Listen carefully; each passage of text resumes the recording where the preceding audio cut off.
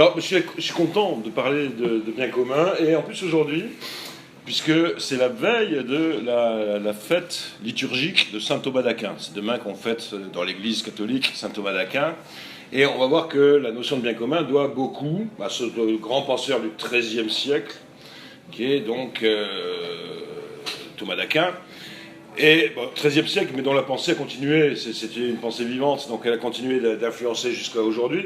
Donc vous avez encore aujourd'hui des thomistes, ce qu'on appelle des thomistes, et j'en suis un, donc c'est-à-dire des disciples de Thomas d'Aquin, qui naturellement ne se contentent pas de répéter tout à fait exactement ce qu'il disait au XIIIe siècle, mais plutôt de continuer à penser de la manière dont il nous a appris à penser.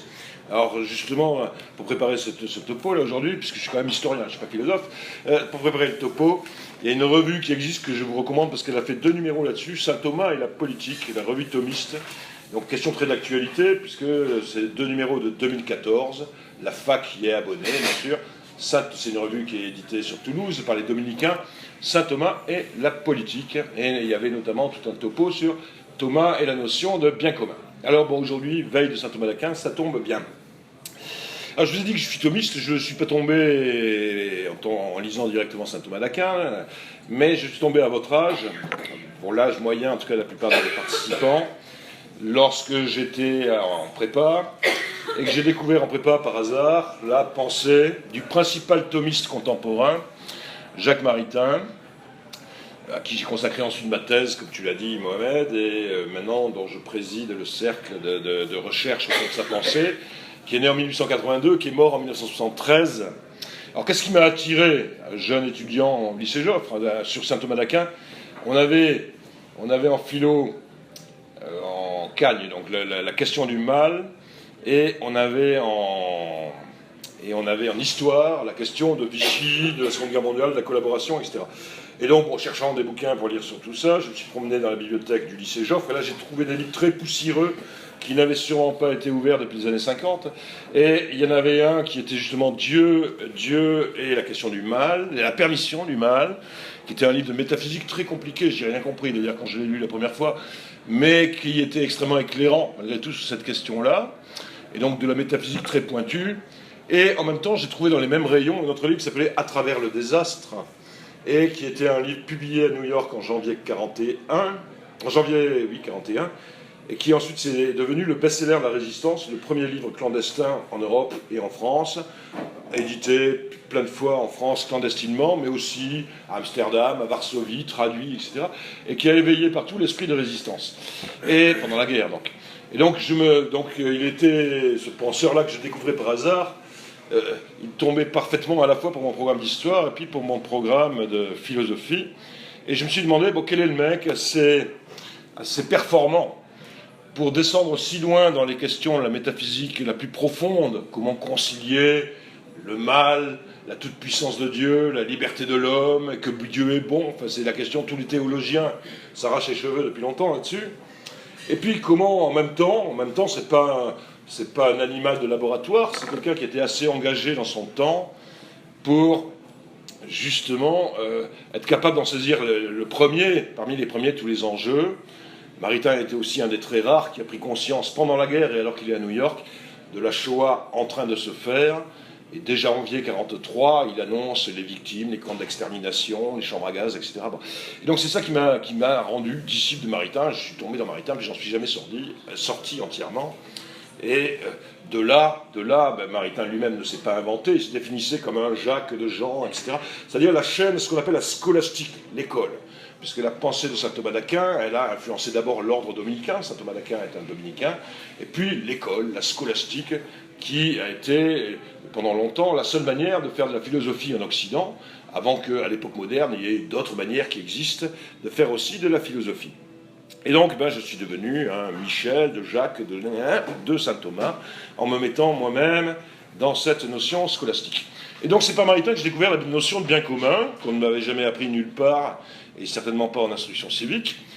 Et Maritain s'en est servi dans son époque, mais il l'a même largement réinventé, et toujours de manière à la fois métaphysique et puis en même temps opérative, puisque lorsqu'il utilise la notion, c'est après les émeutes du 6 février 1934. Vous connaissez ces émeutes du 6 février 1934 qui font 18 morts sur la place de la Concorde, après une manifestation qui tourne mal, premier accroc sérieux dans la Troisième République, hein, qui l'a fait entrer dans son déclin, qui va la mener tout doucement vers Vichy, enfin tout doucement, hein, et aussi un peu dramatiquement vers Vichy.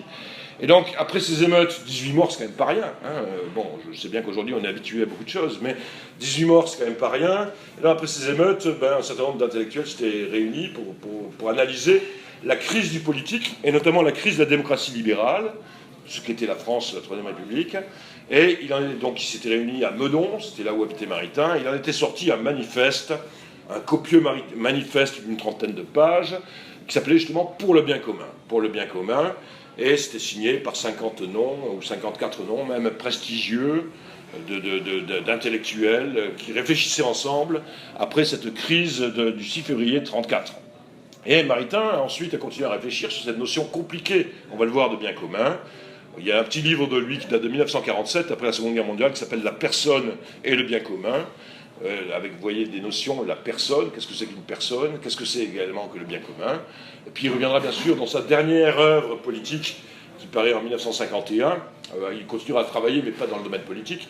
Sa dernière grande œuvre politique, il est à ce moment-là à Chicago, puisqu'après la guerre, il a enseigné à Princeton et à Chicago. Et c'est pour ça qu'il est peu connu finalement en France, parce qu'après 40, il quitte la France d'abord pour résister, puis ensuite pour être ambassadeur au Vatican, puis ensuite pour enseigner aux États-Unis. Et donc ça s'appelle L'homme et l'État, qui est un livre qui date de 1951.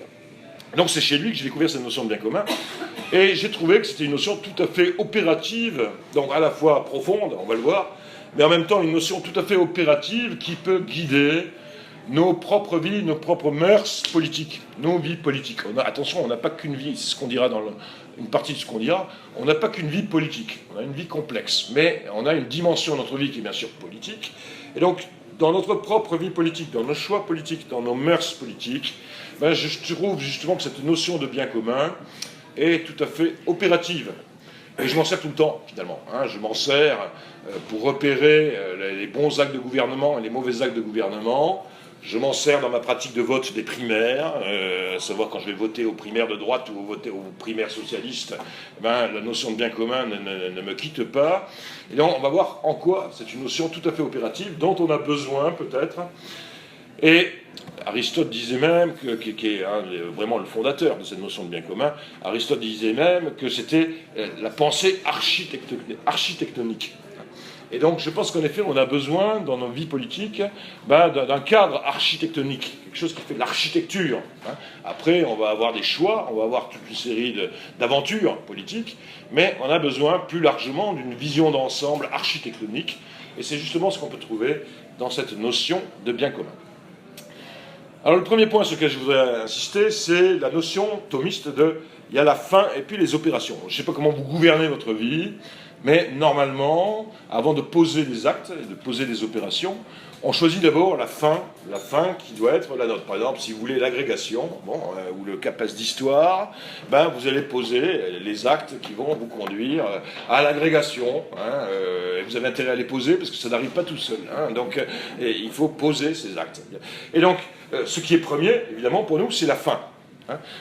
Alors, pas pour tous, parce qu'il y en a qui vivent sans fin, qui vivent au jour le jour, etc. Mais quand on veut avoir une vie rationnelle, quand on essaye d'avoir une vie rationnelle, ce qui est premier, c'est d'essayer de se trouver une fin. Et puis ensuite, on va poser des actes. Ça ne veut pas dire qu'on est complètement prédéterminé après, ou qu'on se prédétermine, mais on va essayer de poser des opérations, des actes, qui permettent d'obéir aux fins. Alors c'est un peu pareil si on veut avoir un point de vue rationnel sur le politique. À savoir que je suis allé, pour préparer ce topo, ce matin là, au rayon de Soramps, regarder ce qu'ils donnent au rayon politique, pour les Sciences Po, etc. Bon, il y a beaucoup de livres, on trouve des dictionnaires des œuvres politiques, on trouve des dictionnaires des notions politiques où il n'y avait même pas le bien commun. Quand on va à la table des matières, le bien commun est renvoyé à des choses tout à fait différentes. On trouve beaucoup de sociologie politique, à savoir comment fonctionne l'État, les institutions, les partis. On peut trouver de l'histoire des élections, comment marchent les élections, etc. On trouve beaucoup d'idéologie politique, des histoires intellectuelles, du libéralisme, du socialisme, du néolibéralisme, de l'écologie, etc. Mais on trouve très peu, ou, en tant que tel en tout cas, bien sûr on en trouverait si on faisait tous ces livres et qu'on regardait un peu autrement, mais on trouve très peu ce qui est à proprement parler le cœur d'une pensée pratique, c'est-à-dire les fins du politique. Quand on veut penser pratiquement, rationnellement et pratiquement, il faut d'abord s'interroger sur les fins. Ça, le rayon est très vide si on cherche les fins du politique. Presque rien à proprement parler qui soit consacré aux fins du politique. On trouve de l'histoire, de l'analyse, de la description, mais les fins, à quoi ça sert, le politique ? C'est quelque chose qui est très squelettique dans l'offre. Ça ne concerne pas que le politique d'ailleurs. On est dans une société qui, en général, fait le silence sur les fins, conséquence de notre positivisme du XIXe siècle. Comme personne n'était d'accord sur les fins ni sur les origines, on a dit, on ne va pas en parler. Et donc, les origines, comment le monde, l'univers, l'homme sont arrivés, on a mis ça en parenthèse. Les fins, à quoi ça sert et à quoi doit-on arriver, on a mis ça en parenthèse aussi. Et puis on a occupé le terrain entre les deux, en mettant en parenthèse les origines et les fins. Et donc les fins, les buts. Alors, rien que le mot fin, d'ailleurs, il est compliqué, il a deux sens. À quoi ça sert ? Alors, on voit bien, par exemple, un piano. La fin d'un piano, on voit bien qu'un piano, ça sert à faire de la musique. Et donc, un piano a une fin. Alors, le politique, pareil. Est-ce que ça a une fin particulière ? Est-ce que faire notre vie politique a un but particulier ? Et puis, la fin, c'est aussi un autre sens qui veut dire le bout, la terminaison. Y a-t-il un bout, une terminaison dans le politique ? Y a-t-il quelque chose qui ne soit pas politique ? Ou y a-t-il un au-delà du politique ? Donc le mot fin, c'est cette dualité. On retrouve exactement d'ailleurs la même ambiguïté dans le mot sens. L'essence de quelque chose. L'essence au sens de signification. Est-ce que ce que je fais a un sens ? Est-ce que ça a une signification ? Et puis, est-ce que ce que je fais a une direction ? Et donc, nos sociétés font le silence sur tout ça. C'est pas un procès, c'est une constatation, à savoir que comme justement on ne serait pas d'accord, on a tendance à mettre en parenthèse tout ce qui touche la signification ou tout ce qui touche la direction. Et donc presque rien ne se présente dans une perspective pratique, du coup, ou dans une perspective ou dans une dynamique, disons. Le mot technique, c'est téléologique. Attention, pas théologique, c'est pas la théologie, mais téléos, le but, téléologique. C'est-à-dire une dynamique selon un but. Et donc, y a-t-il une fin désirable pour nos sociétés ? Quelle est la fin que l'on doit poursuivre ? Naturellement, c'est des questions qu'on ne pose pas vraiment, et ça conditionnerait, si on y répondait, si on essayait d'y répondre, ça conditionnerait évidemment la suite des opérations pour y parvenir. C'est-à-dire qu'une fois qu'on se dit, on veut atteindre cette fin, du coup, on va essayer, pareil que pour atteindre l'agrégation, on va essayer de poser des opérations pour essayer d'y parvenir. Et donc tout l'enjeu, aujourd'hui, et de la notion du bien commun, c'est de découvrir en quoi peut consister cette fin, qui serait un peu comme une étoile. Vous savez, on sort de l'épiphanie, des rois mages, les rois mages qui suivent une étoile sur leur route, donc qui serait un peu une étoile sur la route devant nous, ou un idéal qu'on chercherait à atteindre, ou un bien qui pourrait nous attirer, et qui pourrait mobiliser, en tout cas, notre désir collectif, notre désir individuel d'abord, et puis notre désir collectif, et qui pourrait inciter ensuite les hommes à poser des opérations pour obtenir ça. Et donc ça paraît évident que une vie politique suppose une fin. Et pourtant, c'est tellement peu évident que c'est sans doute beaucoup plus compliqué sans doute que ce que ça en a l'air, puisque au niveau du rayon Soramps, il n'y a pas grand-chose sur les fins. Alors je dis pourquoi ?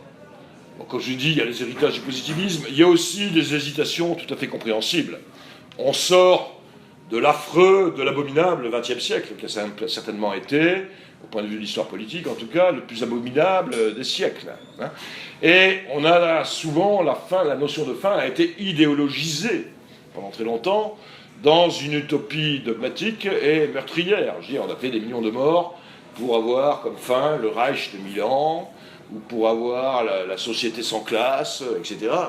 Et donc là, il y avait des fins qui étaient bien marquées, dans une sorte de ciel étoilé. Il fallait arriver à la société sans classe, ou il fallait arriver au Reich de Milan, et on a fait les millions de morts qu'il fallait pour rater finalement ce but-là. Et donc je comprends qu'aujourd'hui on se méfie. hein, et qu'on se méfie de plus en plus. La preuve, c'est que, par exemple, encore quand j'étais au lycée, au collège, là, on nous gonflait beaucoup avec la prospective, la planification. La France était très fière de ses plans quinquennaux à l'image soviétique. Alors nous, on fusillait personne, contrairement à l'Union soviétique, mais on avait nos plans. Hein, ça a accompagné les 30 Glorieuses, la pensée du plan qui a accompagné l'économie. Bon, aujourd'hui, je ne sais pas s'il existe encore le commissariat au plan. Un ministre quelconque doit avoir ça en sous-titulature de son ministère, mais on voit bien que c'est mort. Hein, c'est-à-dire que le plan, plus personne ne préconise un plan ni politique ni économique pour l'avenir de nos sociétés. On a renoncé, on a renoncé récemment. Hein, on a enterré la notion de plan tout à fait récemment, c'est-à-dire il y a 25 ans, on parlait encore de planification. Bon. Alors bon, on peut comprendre cette hésitation, après l'abominable siècle qu'on a vécu, on peut comprendre bien sûr l'hésitation à se donner de nouveau des fins. Mais ça peut être aussi le fruit d'un certain défaitisme de la raison, à savoir que la question des fins est complètement escamotée. Pourquoi ? Ben voilà, on vit au jour le jour, à l'aveuglette, en s'abandonnant à divers conditionnements structurels ou aléatoires. Donc, comment fonctionnent les institutions, ou aléatoires, ben voilà. On peut nous faire, évidemment, on nous donne toujours pour les élections de vagues programmes électoraux, plus ou moins vagues, hein, plus ou moins décousus, et auxquels on fait plus ou moins semblant de croire. Et puis, de toute façon, ils ne seront pas réalisés, puisque soit il ne sera pas élu, soit de manière aléatoire, ben voilà, il y aura la courbe de la croissance qui fera devenir une 9, ou faire 3,3, bon, et donc ça, on vous expliquera tout d'un coup que c'est impossible de réaliser la promesse par laquelle on a été élu, etc. Bon. Et donc, on vit dans cette sorte de défaitisme de la raison, à savoir qu'il ne serait plus possible en politique de marquer un but, de marquer une fin. Alors bon, ça fonctionnerait comme ça, sans qu'on ait trop à y penser, avec une idée que finalement la cité est naturelle, hein, puisque l'homme ne peut pas se débrouiller tout seul, on a des besoins, on n'est pas autosuffisant, d'où le vivre ensemble, et point à la ligne. Hein. Et c'est le grand mot à la mode, hein, le vivre ensemble, ça me donne des boutons, le vivre ensemble, et donc il s'agit de vivre ensemble. Bon, on n'a rien dit quand on a dit ça, hein. Bon, évidemment on vit ensemble, mais c'est du creux le plus complet, dans la mesure où le vivre ensemble, bon, si ça signifie qu'on va essayer de ne pas se taper dessus, c'est vraiment le minimum du minimum. Est-ce qu'on n'est pas fichu quand même, après beaucoup d'histoires, d'essayer d'aller un peu plus loin, hein, que le vivre ensemble, et que cette espèce donc de fin minimale. Voilà donc le premier point, hein, essayer de repenser la possibilité pour une société de fin politique, hein, de se donner des buts, des fins politiques. Alors, comme je disais, une pensée dangereuse quand même. Une pensée dangereuse, puisque quand on a voulu penser à des fins politiques et qu'on a voulu les écrire, ça nous donne donc le Reich ou la société sans classe. Et est-ce que c'est forcément dangereux ? Et donc, la deuxième question qu'il faut se poser, c'est si on cherche une fin politique, quelle peut être la fin du politique ? Bon. À savoir que le politique peut servir à plein de choses. En effet, pour faire des utopies. De la même manière qu'un piano peut servir à plein de choses aussi. Hein. Je peux monter dessus pour raccrocher le rideau. Hein. Bon, c'est pas la fin du piano. Et donc, quelle est la vraie fin ? La question qu'il faut se poser, c'est plutôt quelle est la vraie fin du politique, celle qui est inscrite, on pourrait dire, dans la nature du politique. Et donc, c'est une question très ancienne qui se pose dès le début où on commence à penser le politique. Et donc, vous savez que lorsqu'on veut penser le politique, on a trois héritages en Europe. Lorsqu'on veut penser en termes de cité, c'est Athènes, hein, et c'est les Grecs. Lorsqu'on veut penser en termes d'empire, c'est Rome. Et lorsqu'on veut penser en termes de nation, c'est Jérusalem. Hein. Et donc, Athènes avec la cité politique, la citoyenneté, etc. L'empire, c'est Rome. Et la nation, c'est Jérusalem. Bon.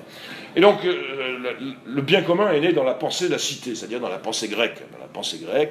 Et donc, le premier qui commence à réfléchir à ça, c'est Platon, dans sa République, où, alors il ne va pas très loin, il va dans les origines de la cité, il s'interroge simplement sur les origines de la cité, et finalement, il n'est pas tellement loin de là où on en est aujourd'hui, c'est-à-dire qu'il en reste à peu près au vivre ensemble. Hein. Je vous donne une citation de la République. Ainsi donc, un homme en prend un second pour le besoin d'une chose, puis un troisième pour le besoin d'une autre chose, et comme ils ont beaucoup de besoins, ils rassemblent beaucoup d'hommes à un seul lieu d'habitation, associés pour les aider. Et c'est à cette cohabitation que nous avons donné le nom de cité. Bon.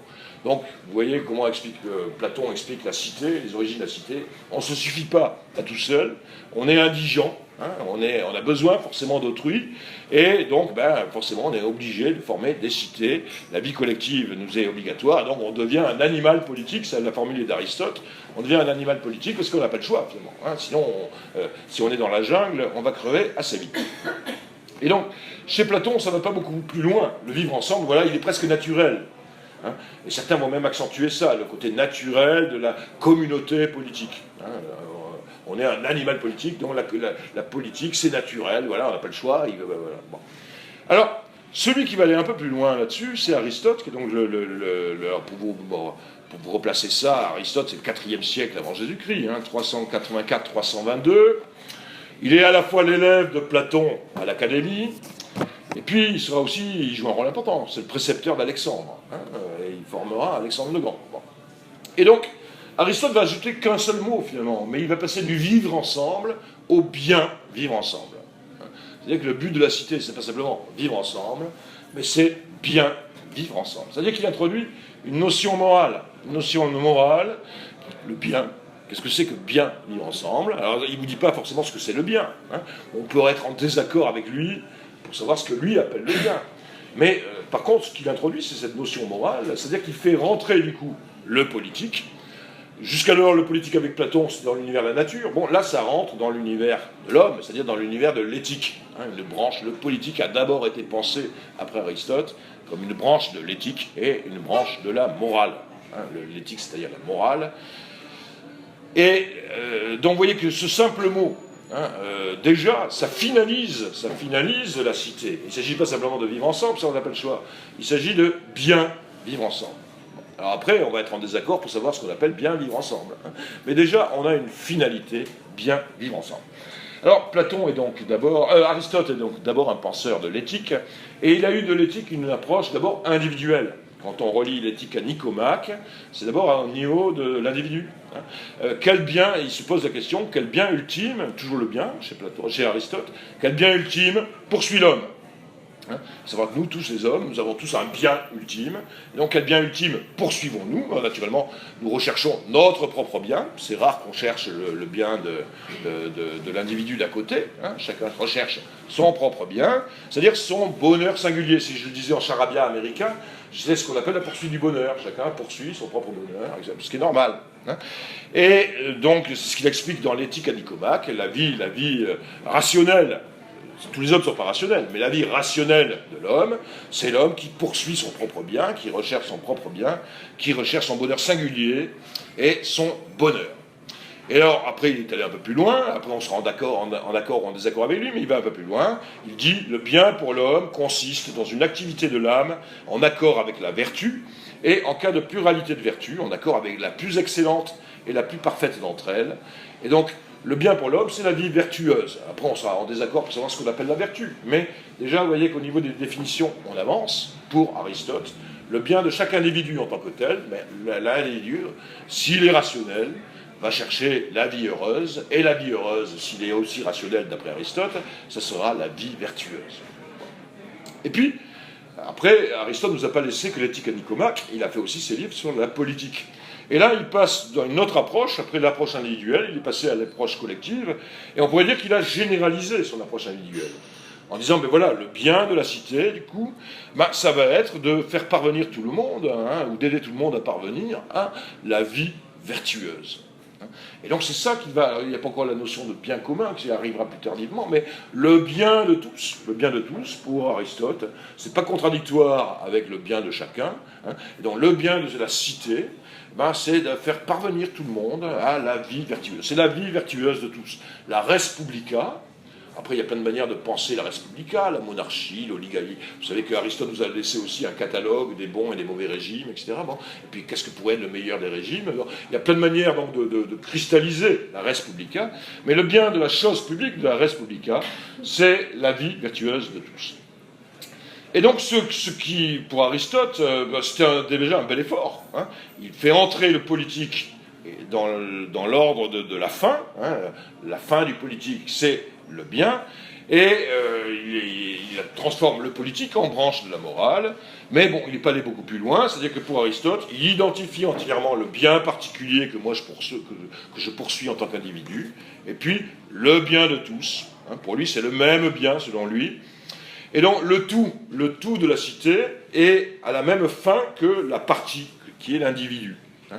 Et naturellement, chez Aristote, le tout est supérieur à la partie. Hein, ce qui fait que dans la pensée d'Aristote, le bien de la cité, il est bien sûr supérieur à mon propre bien, parce que moi je ne suis qu'une partie de la cité, hein, mais c'est pas bien grave, puisque de toute façon, à la fin, tout ça se rejoint, puisque c'est la vie vertueuse pour tout le monde. Hein. Et donc, Aristote a pensé donc la cité comme un corps, dont l'individu serait comme une cellule, et tout ça allant vers cette notion de vie vertueuse comme finalité du politique.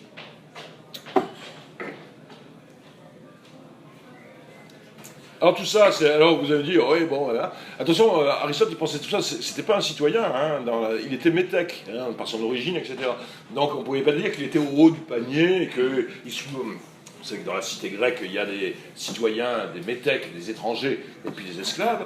Donc il n'a pas le statut privilégié du citoyen, parce qu'on pourrait dire, bon, c'est une pensée privilégiée. Non, c'est quelqu'un qui avait un statut de métèque, et qui, malgré tout, donc, a pensé comme ça. Il n'y a pas d'opposition entre mon bien particulier et puis le bien de la cité, et donc tout ça c'est la vertu. Alors, ensuite, notre monde, on va très rapidement ici, mais notre monde est devenu chrétien, et on peut dire que les 12 premiers siècles d'histoire chrétienne ont largement escamoté la question proprement politique. Pourquoi ? Parce que Aristote, bien sûr, il avait donné un idéal, mais la réalité de la cité, c'est tout à fait autre chose. Et donc, pour les premiers chrétiens, le politique, c'est d'abord le domaine du mal.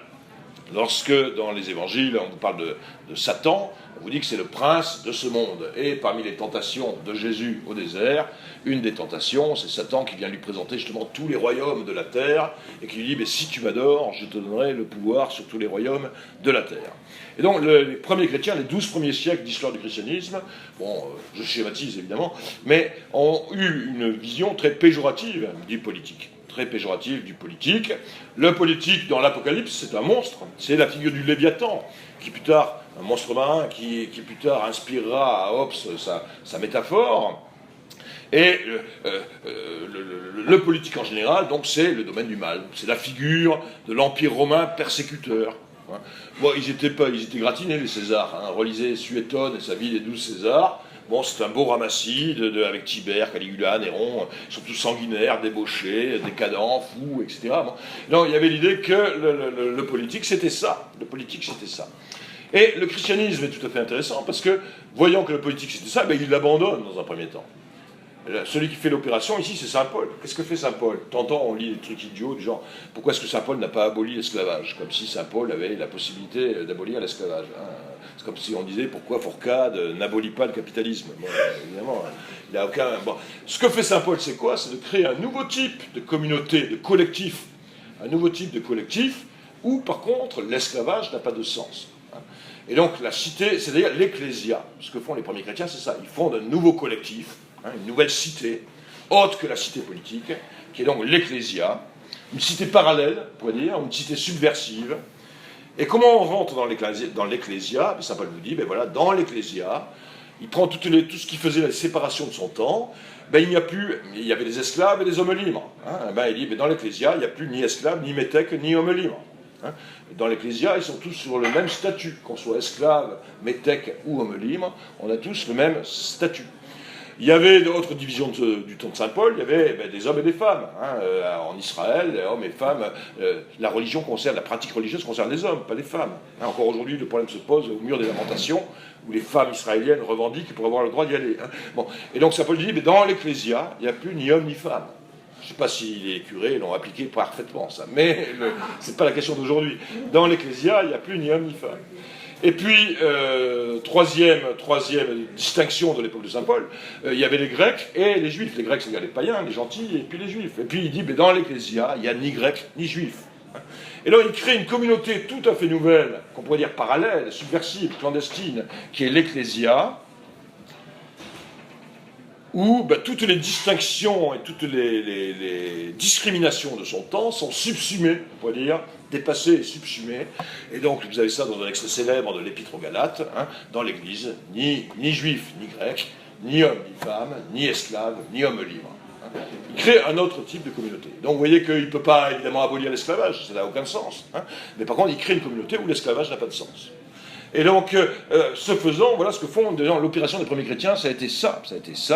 Et donc, ils sont assez largement désintéressés du pouvoir politique, qui est abandonné au mal. Bon, de toute façon, il est mauvais, il persécute, il est donc largement abandonné au mal. Alors, la question, c'est un peu distingué ensuite lorsque l'Empire se convertit. Et Constantin, au début du IVe siècle, bon, à ce moment-là, l'Empire devient chrétien, bon, et bon, ceci dit, il n'est pas devenu saint pour autant, mais dans ce cas-là, on l'a vu maximum comme une sorte de bras séculier de l'Ecclésia, dans ce cas-là. C'est l'Empire qui était un peu aspiré par l'Ecclésia, avec des pensées de type théocratique, à savoir, il y avait l'Ecclésia, et puis le pouvoir politique était soumis à l'Ecclésia, et devenait le bras séculier de l'Église.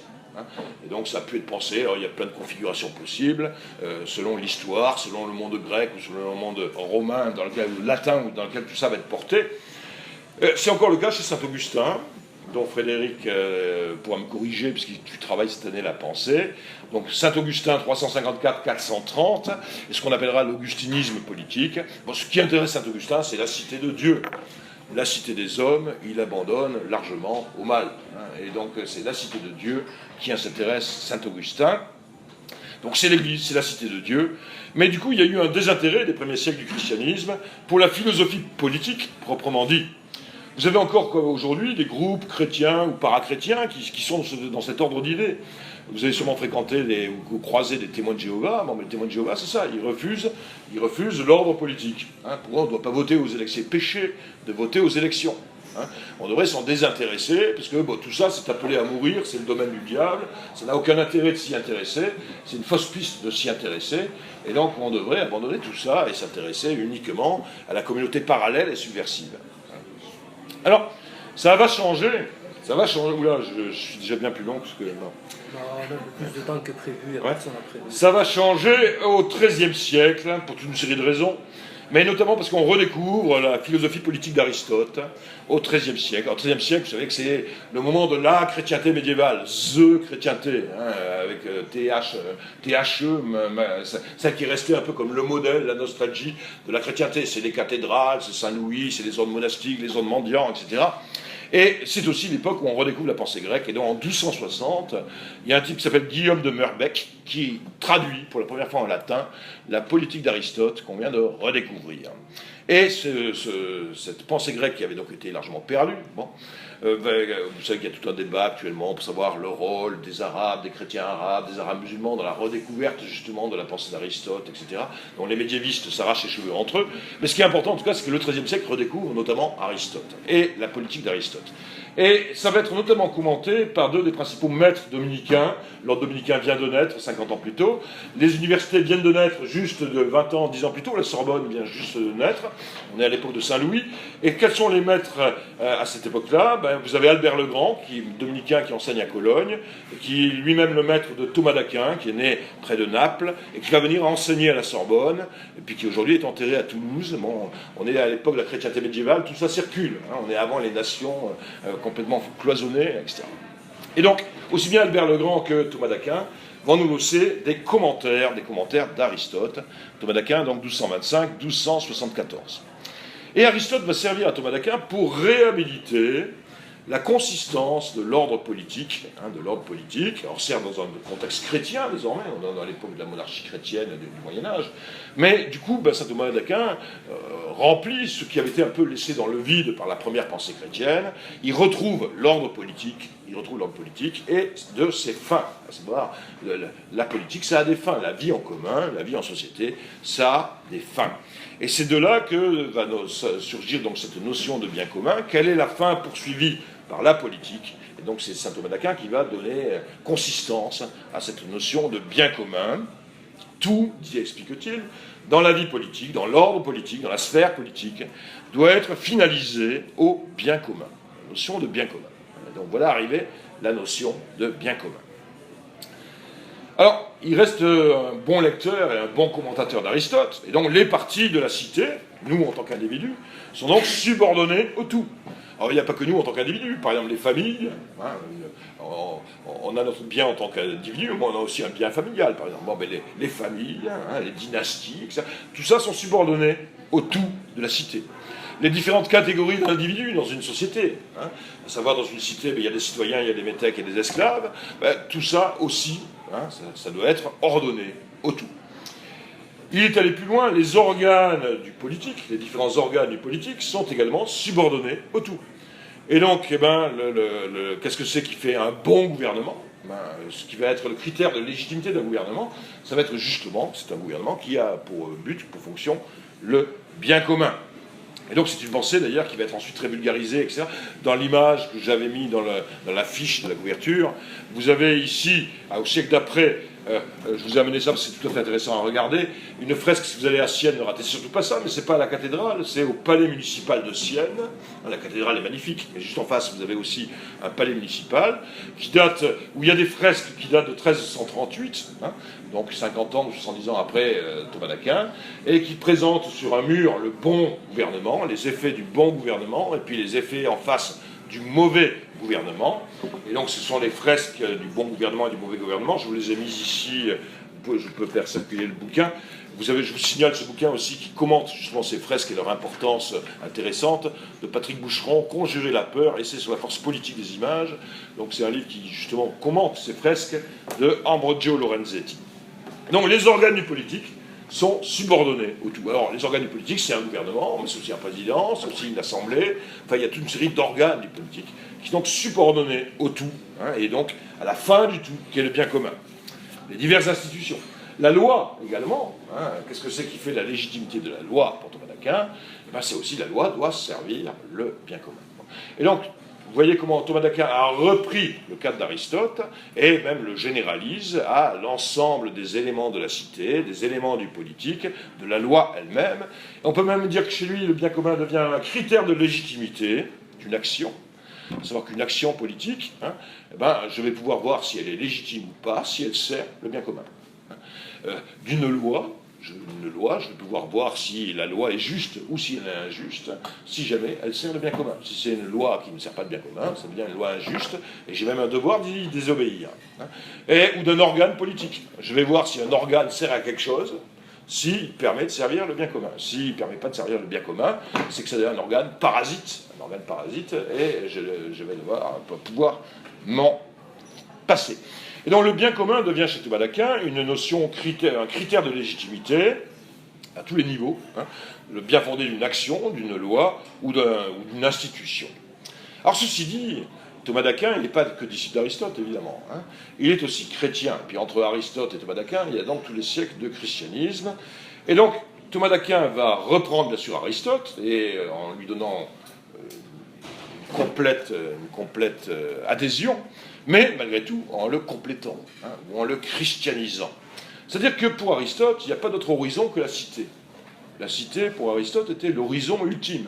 Athènes, etc., c'est l'horizon ultime. Tandis que pour les chrétiens, et pour Thomas d'Aquin, la fin ultime de tout ce qui existe, c'est pas la cité, c'est Dieu. On n'existe pas d'abord pour la cité. On existe pour la cité, mais on n'existe pas que pour la cité. On existe aussi pour autre chose, pour Dieu. Et pour Thomas d'Aquin, l'homme n'est pas simplement un citoyen, il y a aussi quelque chose qui est à l'image de Dieu. L'homme n'est donc pas simplement, pour Thomas d'Aquin, une partie de la cité politique. Il appartient aussi à d'autres cités. C'est aussi une partie de l'ecclésia. Hein. Entre Aristote et Thomas d'Aquin, voilà une institution d'un type complètement nouveau qui est l'Église, par exemple. Hein. Alors vous allez dire, il y avait déjà des religions avant le christianisme. Oui, mais c'était des religions nationales. Donc elles se confondaient avec le pouvoir politique. Là, voilà une religion qui n'est pas nationale. Hein. L'Église, les églises, ce n'est pas des religions nationales. Et donc, l'homme n'est pas simplement donc, une partie de la cité politique. L'homme, à l'époque de Thomas d'Aquin, c'est aussi une partie d'autres types de cités, qui ont longtemps été des cités concurrentes, et donc notamment l'Ecclésia, l'Église. Et puis surtout, l'homme en tant que tel, pour Thomas d'Aquin, c'est pas une partie, c'est un tout. C'est un tout, c'est-à-dire que l'homme a d'abord sa propre fin en lui-même, qui est sa relation avec Dieu, et donc l'homme ne peut pas être défini uniquement comme une partie. Il est un tout à lui tout seul. Et donc, vous voyez comment tout à l'heure Aristote nous disait, ben voilà, il n'y a pas de problème entre le bien de l'individu et puis le bien collectif, puisque de toute façon c'est le même bien. Hein, et donc ça signifiait que, en tant qu'individu, j'ai le même bien que celui de la cité, la vie vertueuse, etc. Et donc, comme je suis qu'une partie, je m'efface, puisque de toute manière, c'est le même bien. Hein. Ça devient beaucoup plus compliqué avec Thomas d'Aquin, parce que, voilà, la cité n'est pas un collectif de parties, la cité est un tout de tout. T-O-U-T-S. Hein. On est chacun en nous-mêmes un tout. Et donc comment peut-on faire fonctionner un tout de tout? Non plus un tout de parties, mais un tout de tout.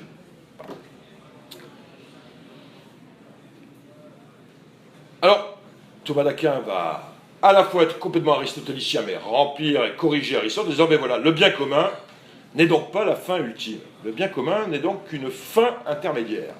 Hein, puisqu'il y a au-delà, c'est pas la fin ultime, c'est une fin intermédiaire. Mais attention, parce que la notion de fin intermédiaire, on peut la comprendre de manière fausse. On peut dire, voilà, c'est une fin intermédiaire, ça veut dire que ce n'est qu'un moyen. Et donc, la cité politique serait un moyen pour me permettre de rejoindre Dieu, d'être un bon chrétien. Et donc, on tombe dans ce cas-là dans la pensée théocratique. Certains vont tomber dans la pensée théocratique. Ils vont dire, voilà, l'État, du coup, on doit avoir un État chrétien. Ailleurs, on parlera d'un État marxiste ou d'un État musulman. À savoir que la cité va être chargée de mon âme, et donc je vais, en tant que moyen, la cité comme un moyen comme un autre, pour me faire parvenir au nirvana, au paradis, ce que vous voulez, etc. Et donc, on confond la notion de fin intermédiaire à la notion de moyen. C'est pas du tout ce que dit Thomas d'Aquin. Thomas d'Aquin vous dit pas du tout que la cité est un moyen pour faire autre chose. Thomas d'Aquin vous dit que la cité est totalement autonome, que son but c'est bien le bien commun, mais qu'elle est autonome et que son but, tout ça, dans sa propre sphère, dans la sphère du politique. C'est une fin intermédiaire, c'est-à-dire une fin dans son ordre propre. C'est-à-dire que la cité est autonome, elle n'a pas à être théocratique, elle n'a pas à être religieuse, par exemple. C'est pas le travail de la cité de nous rendre chrétiens, ou juifs, ou musulmans, ou ci ou ça, mais elle est autonome dans son propre ordre, c'est-à-dire qu'il n'y a pas que le politique. Et donc, en tant qu'homme, j'ai d'autres cités auxquelles j'appartiens. Et donc, vous voyez comment la pensée de Thomas d'Aquin, déjà, situe, relativise, limite le politique. On n'a pas qu'une vie politique. Alors, on pourrait parfois l'oublier selon les périodes. Il y a des périodes où il y a une sorte d'obsession politique, où l'homme n'est supposé exister que par sa vie politique. La Révolution française, c'est ça. Du jour au lendemain, je n'existe plus que de deux manières, en 1789. Soit je suis individu tout seul chez moi, là je fais ce que je veux dans mon lit, soit je suis citoyen, mais je n'ai pas le droit d'être autre chose. Donc je suis individu ou je suis citoyen. C'est-à-dire que je n'ai collectivement qu'une vie qui est politique. Et là, on a des périodes dans l'histoire où il y a eu comme ça une hyperpolitisation. Une hyperpolitisation où l'homme n'est conçu que politiquement, comme s'il n'y avait pas d'autre type d'existence, ou d'autres moyens d'existence. Bon, si on a une approche existentielle raisonnable, on voit bien que, bien sûr, on a une existence politique, bien sûr on est citoyen, mais on nuance, on n'existe pas que, d'abord on n'existe pas que collectivement, on existe également en tant qu'individu, et puis deuxièmement, même dans nos vies collectives, toutes ne sont pas politiques.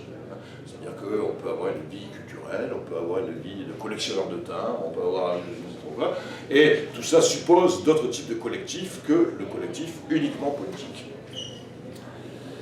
Et là, on voyait que chez saint Thomas d'Aquin, la notion de bien commun a été entièrement reprise à Aristote, mais complétée et corrigée, on pourrait dire. Ce qui arrive à cette sorte de pyramide compliquée, alors du coup, comment harmoniser tout ça? C'est la question que Thomas s'est posée. En tant qu'individu, je suis bien une partie, et donc je suis soumis au bien commun de la cité.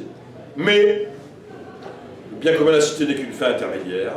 Et donc le bien commun de la cité lui-même, il est lui-même inférieur, il est lui-même soumis à quoi? À moi-même en tant que... Alors, l'autre notion qui est utilisée par Thomas d'Aquin, c'est personne. Je suis à la fois un individu et je suis aussi une personne. Alors vous allez dire, il faudrait discuter chacune de ces deux notions. Pour le dire concrètement, une définition. L'individu, quand je dis que je suis un individu, c'est moi comme partie. En tant que partie, oui, je suis une partie de la cité, et donc je suis un individu. Mais la personne, c'est moi comme tout. qui est moi comme tout, c'est-à-dire qui a mon propre bien, qui cherche mon propre bien, qui c'est un tout généreux, c'est-à-dire qui cherche aussi à me donner, à me répandre, qui est un tout qui cherche la liberté. Je ne l'ai pas au point de départ, contrairement à ce que raconte la Révolution française. Au départ, je n'ai que la racine de la liberté. Hein. J'ai une liberté, un libre arbitre, une liberté initiale. Mais toute ma vie, si elle est rationnelle, va me conduire vers une liberté d'exultation, une liberté finale, avec une dynamique de conquête de la liberté. Et donc, le bien commun me sert à ça, il est entre les deux. En tant qu'individu, ben oui, bien sûr, je suis inférieur au bien commun et au bien collectif, mais par contre, en tant que personne, c'est le bien commun qui est à mon service, ce qui me permet de limiter la sphère de légitimité du politique. À partir de quel moment le politique devient totalitaire, à partir de quel moment le politique sort de sa sphère pour écrabouiller l'homme que je suis, hein, ben c'est justement au moment où on oublie que le bien commun est soumis à cette notion-là de personne. Alors retenez, si vous voulez, cette espèce d'échelle individu, c'est-à-dire moi en tant que parti, inférieur à la notion de bien commun, qui est lui-même inférieur à personne, c'est-à-dire moi en tant que tout. C'est-à-dire que le bien commun est au service de ma réalisation en tant que personne. Et pas simplement de ma réalisation à moi-même, mais la réalisation de chacun d'entre nous. Et là, vous voyez comment, avec Saint Thomas d'Aquin, on progresse dans les fins du politique. La fin du politique, c'est ce qui va permettre, le politique, c'est ce bien commun, certes, qui a une fin en soi complètement légitime et qui se suffit. C'est pas de nous faire devenir chrétiens, musulmans, marxistes ou quoi que ce soit, mais le bien commun doit nous servir pour ce qui légitime le bien commun, c'est la fin ultime, il est ordonné à la fin ultime, c'est-à-dire que le bien commun doit nous aider tous, chacun d'entre nous, à devenir des personnes, hein, c'est-à-dire nous, comme tout, non plus comme parti, mais comme tout. Alors, Thomas d'Aquin, curieusement, n'est pas allé beaucoup plus loin, il n'a pas donné de définition, du bien commun plus précise que ça. Hein. Et donc, une fois qu'on a dit ça, bon, on est avancé, mais enfin, on n'est pas encore au bout du truc. Hein. Et donc, comment aller plus loin pour essayer de définir le bien commun? Alors, heureusement, il y a eu 4 siècles de pensée politique moderne qui nous permettent au moins de dire ce que ce n'est pas. Parce que bon, Thomas d'Aquin a laissé la question comme ça au XIIIe siècle. Après va naître, à partir des guerres de religion, notamment la pensée politique moderne, la pensée de l'État moderne. Et donc, on a dit beaucoup de choses, parfois intéressantes et puis parfois fausses. Et donc, ça nous permet déjà de définir ce que n'est pas le bien commun. D'abord, tout le monde comprend, le bien commun, ce n'est pas le bien de la majorité. Il faut savoir que pourquoi dans la majorité, il y a toujours une minorité, évidemment, qui joue un rôle de bouc émissaire, etc. C'est pas non plus d'ailleurs, évidemment, le bien d'une minorité. Hein. Bon, le bien commun n'est ni le bien d'une majorité, ni le bien d'une minorité. Il doit être vraiment le bien de tous. Il est pour tous, le bien commun. Hein. Dans une cité, le bien commun de Montpellier, c'est pas simplement le bien de ceux qui sont montpelliérains depuis 4 générations, ni ceux qui ont la citoyenneté française, c'est le bien de tous ceux qui habitent Montpellier, quel que soit leur statut, les papiers ou les pas-papiers qu'ils ont, etc. Hein. Une cité qui marchera, c'est une cité qui va prendre en compte le bien de tous ceux qui habitent dans cette cité-là. Le bien commun, ce n'est pas non plus la somme de nos biens particuliers. Pourquoi ? Parce que nos biens particuliers peuvent parfois s'opposer, hein, au premier niveau, en tout cas des choses. Par exemple, il est dans le bien commun qui est les autoroutes, mais il n'est pas dans mon bien particulier qu'elle passe dans mon jardin. Hein. Pourtant, il faut bien qu'elle passe quelque part. Et donc, on ne peut pas faire la somme de nos biens particuliers. Nos biens particuliers, je pense que c'est complexe, on ne peut pas les additionner tels quels, ça ne donne pas mystérieusement le bien commun. Ça peut être très contradictoire, il peut être très contradictoire entre ces biens particuliers. Et encore plus aujourd'hui, à l'époque de Saint Thomas d'Aquin, tout le monde était chrétien, donc tout le monde était d'accord sur le bien particulier, à peu près. Hein, c'était être des saints, etc. Donc tout le monde était d'accord en théorie, bien sûr. Aujourd'hui, où on est pluraliste, où on a athée, agnostique, toutes les religions du monde dans la même ville, bon, évidemment, on ne sera pas du tout d'accord sur ce que c'est que notre bien particulier. On est obligé de vivre un pluralisme de valeurs. Bon. Et là, on ne peut sûrement pas ajouter nos biens particuliers tels quels, parce que nous-mêmes, on imagine nos biens particuliers différemment. Tentation, ça c'est des tentations, ça ne veut pas dire qu'elles n'ont pas été remplies, mais elles sont, on pourrait dire, évidentes. Il y a des tentations beaucoup plus perverses qui vont être celles de la modernité, c'est que, et notamment après les guerres de religion, on va transformer, on va aplatir la notion de bien commun vers le bien d'une entité collective abstraite. Un des premiers qui fait ça, c'est Machiavel, avec son Prince en 1513. Bon. il vous fait croire que c'est un traité sur le politique, c'est un livre passionnant, qui inaugure beaucoup de choses, qui est tout à fait important parce qu'il inaugure une nouvelle façon de penser la politique, l'art. La politique non plus comme branche de la morale, mais comme branche de l'art. Bon. Mais Machiavel ne parle pas de tout le politique, il vous explique simplement le bien du prince. Et là, on va avoir la tentation de confondre le bien commun avec le bien du prince, c'est-à-dire qu'est-ce que c'est que le bien du prince? Conquérir et puis conserver le pouvoir. Tout le monde comprend que le bien de François Hollande, c'est pas le bien commun. Hein. À savoir qu'il a bien un bien, sa carrière politique, garder, conserver le pouvoir, bon, on ne peut pas confondre ça avec le bien commun. Mais une tentation de la modernité, c'était avec François Hollande, c'est facile de voir ça. Avec Louis XIV, c'était plus compliqué. Hein. Et donc le bien du prince, le bien commun a été comme ça aplati vers la notion du bien du prince. Ou, avec Rousseau, le bien de la représentation nationale. Hein. On voit bien, par exemple, attaché parlementaire. C'est le bien de la représentation nationale, d'avoir des primes de Noël et des attachés parlementaires. Bon. Mais ça ne coïncide pas forcément avec la notion de bien commun. Donc, le premier danger d'aplatissement, vous voyez, on confond le bien commun avec le bien du prince, ou le bien de tel ou tel organe politique. De manière plus perverse, on a confondu le bien commun avec le bien de l'État.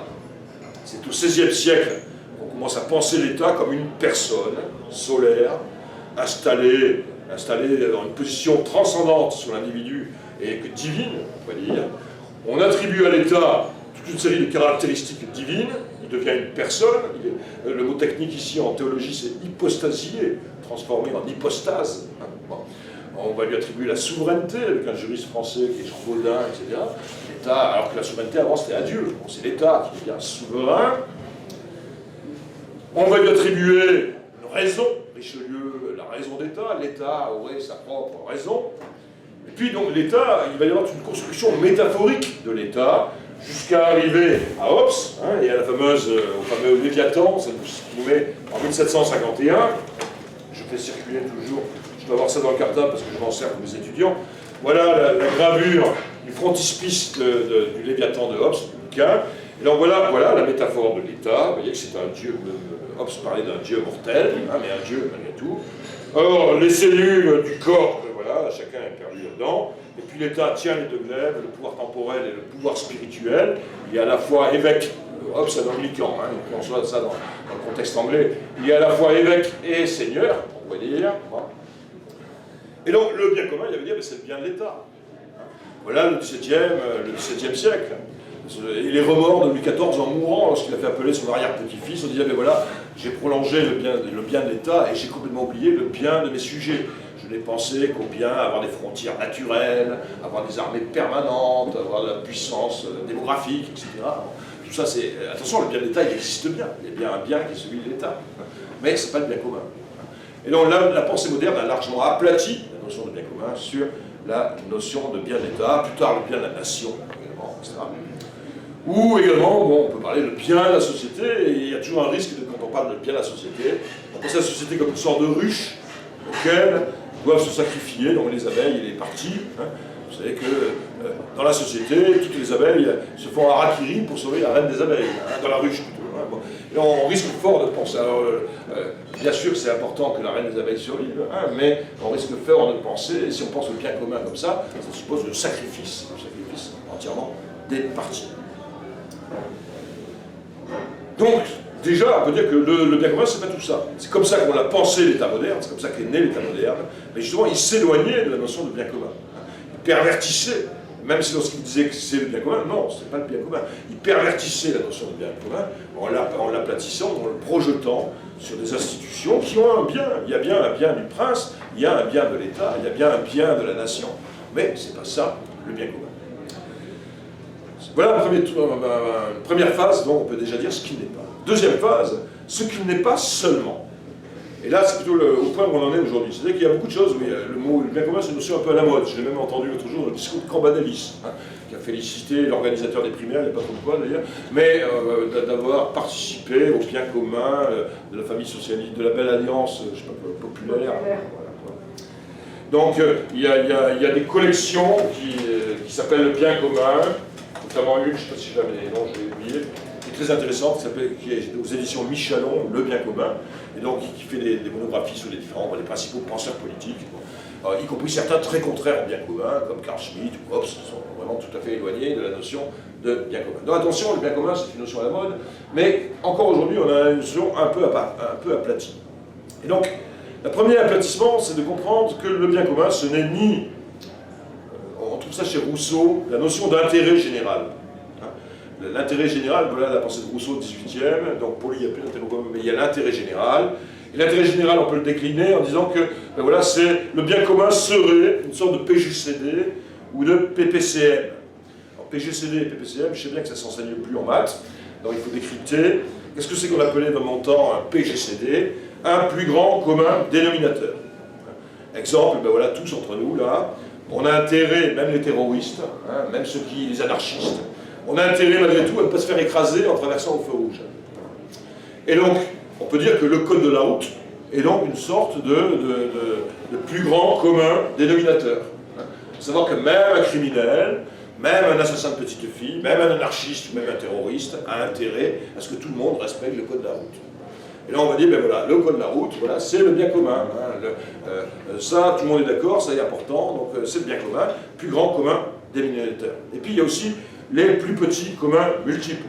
Exemple, même tous ceux qui, comme moi, ont le tabac pour seul sport, sont prêts à consentir à un grand moment d'euphorie franchouillarde, si jamais la France parvient en finale de mondial. Et de chanter 1, 2, 3, 0, d'aller voir le match sur la comédie, et d'applaudir Zidane, et de lui remettre des médailles, des légions d'honneur faites sous Coudray, etc. Bon, même si en soi, je me contrefous du foot et de la compétition sportive en général. Mais à ce moment-là, hein, dans ces moments d'ivresse du mois de juin ou du mois de juillet, à ce moment-là, le foot, en effet, l'équipe nationale peut devenir un plus petit commun multiple. Quelque chose de vraiment, vraiment important. Mais l'équipe de France, alors, devient en effet un PPC. Et donc, il y a une idée, du coup, on va ravaler la notion de bien commun à ça, des PGCD, hein, des plus grands codes de la route, et des PPCM. Bon.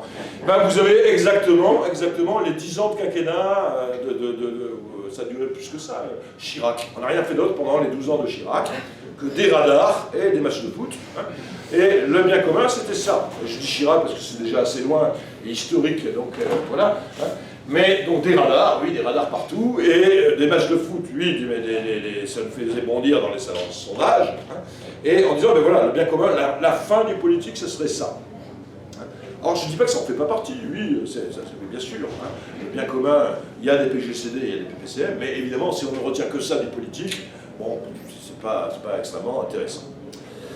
Autre manière d'aplatir la notion d'aujourd'hui, c'est de dire le bien commun, c'est les communs. Les communs. Vous savez qu'à l'époque, avant la Révolution, il y avait les biens communaux, les communaux. C'est-à-dire tout ce qui sont des biens collectifs et publics. Il y a un livre intéressant qui est paru il y a pas longtemps, là, parmi bien d'autres, éléments d'une politique convivialiste, avec toute une série d'athélos intéressants, je suis d'accord avec eux. Bon, politique convivialiste, ça fait un peu bobo, hein, c'est pas très formel comme manière de présenter les choses, enfin qui propose des solutions, des propositions, etc.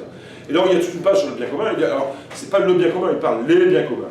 Aucune société humaine ne peut exister sur la seule base des biens marchands, parce qu'ils sont constamment proposés à nos désirs, les biens marchands font de l'ombre aux biens communs, de sorte que l'on tend à sous-évaluer le rôle pourtant vital. Un bien commun est un bien auquel on accède librement sans payer, dont l'usage par quiconque ne réduit pas la possibilité pour d'autres d'y accéder. L'éventail des biens communs est immense. Les os sont fournis par la nature, à commencer par les rayons de soleil, l'eau, etc. Les os sont créés par la culture humaine. Les os sont très matériels, des égouts, des voiries, de l'eau potable. Les os sont des immatériels, la confiance, les savoirs, en passant par toute une gamme intermédiaire, institutions, éducation, santé, internet, savoir-faire, formes de sociabilité, art et autres biens culturels, etc. Alors ça devient un peu, comme vous voyez ici, fourre-tout. Un peu fourre-tout. Il y a deux dangers de réduire le bien commun à ça. C'est que d'une part, c'est pour tout. C'est-à-dire qu'à partir de là, bon, une fois qu'on a dit tout ça, on n'est pas beaucoup plus avancé. Et puis, l'autre danger, c'est de réifier le bien commun. Et on va dire, ben voilà, le bien commun, finalement, c'est voilà, ça va être l'eau, la voirie, des routes qui marchent, du code de la route, etc. Comme un catalogue. Alors, on va ajouter un ou deux trucs sur le catalogue, ou enlever un ou deux trucs sur le catalogue, mais on a une pensée réificatrice, comme si c'était un catalogue de choses du bien commun. Alors, ça ne veut pas dire que ce n'est pas le bien commun, les communs, les communaux, les biens collectifs ou publics. Et évidemment, aujourd'hui, dans la pensée du bien commun, il y a plein de choses qu'il faudrait développer là-dedans. Tout ce qui est patrimoine naturel, toute la pensée écologique rentre dans la pensée du bien commun. Tout ce qui est le patrimoine naturel fait partie, évidemment, du souci du bien commun. Tout ce qui est également le patrimoine culturel et historique. Lorsque les talibans ont fait griller les Bouddhas de Bamiyan, c'était le bien commun de l'homme qui disparaissait. Tout le monde a saisi ça. On perdait quelque chose, l'humanité perdait quelque chose. C'est pas simplement les bouddhistes qui perdaient quelque chose, c'était l'humanité qui perdait quelque chose. Dans une autre conception du bien commun. Oui, fausse, donc ça n'intéresse pas. Donc le patrimoine naturel, le patrimoine culturel et historique, voilà, ça fait partie, bien sûr, du bien commun. Donc tout ce qui est l'écologie, l'environnement, etc. Mais si on en reste là, c'est quand même une pensée réificatrice. Ouais, ça peut être une pensée purement patrimoniale, et du coup ça risque aussi de devenir une pensée purement conservatrice et réactionnaire même. Il y a aussi des pensées réactionnaires de l'écologie. On ne peut rien bouger, on ne peut rien changer, etc. Bon. Et donc, c'est pour ça qu'il y a une nécessité d'aller au-delà de ça. Et donc, c'est pour ça qu'il faut revenir à Thomas d'Aquin. Le bien commun, c'est au-delà de tout ça. C'est ça, et c'est au-delà de tout ça. C'est le bien nécessaire pour que chacun puisse trouver son bien particulier.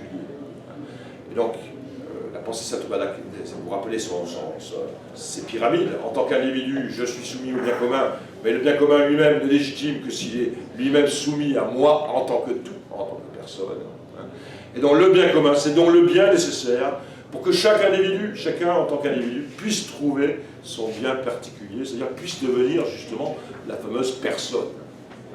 Et donc, comment est-ce que, en tant qu'individu, je peux devenir une personne, et en quoi le bien commun va-t-il me servir?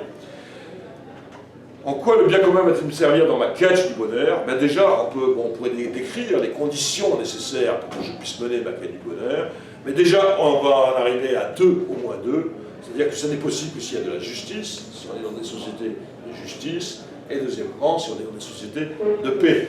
Si on est dans des sociétés de guerre de tous contre tous, ben voilà, on devient un petit soldat dans la guerre de tous contre tous, mais on n'a pas la possibilité de devenir en tant qu'individu une personne. On n'a pas la possibilité de s'exalter en tant que tout. Si on est dans des sociétés d'injustice, on va vivre dans des sociétés de ressentiment donc de violence, mais le ressentiment qui sont très légitimes.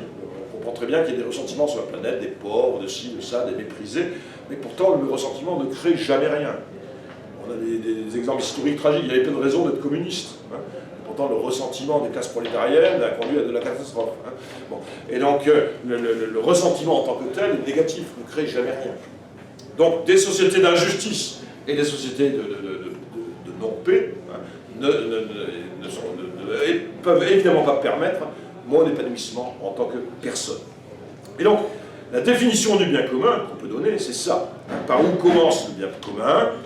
C'est d'abord par la justice et la paix. Et donc, comme on le voit là, on ne peut plus réifier. On ne peut pas dire, le bien commun, c'est de l'eau, des machins, des trucs.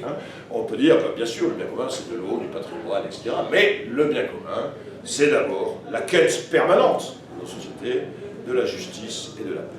Et donc, la fin du politique, pas la peine d'aller chercher les fins à la société sans classe, je sais pas. Il y a une fin dans le bien. Si le bien commun est la fin du politique, ça veut dire que nos sociétés ont pour but, pour finalité, de rechercher toujours plus, sans arrêt, la justice et la paix.